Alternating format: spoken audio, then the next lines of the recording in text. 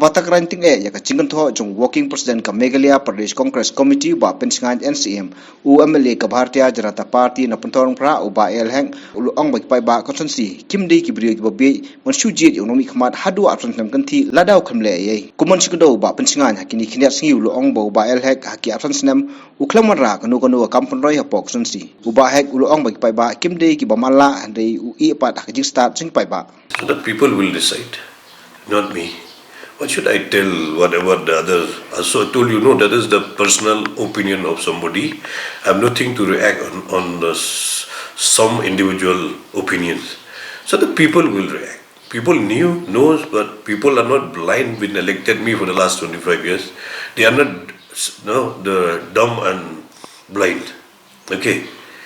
People they have seen, that's why they have elected me from one election to another election. And they are not, people of Pynthorumkhrah also, they are not a fool to just elected a person those are not doing anything for the development of the country and also for the betterment of the constituency. So people only will decide and the people will reply when the time will come.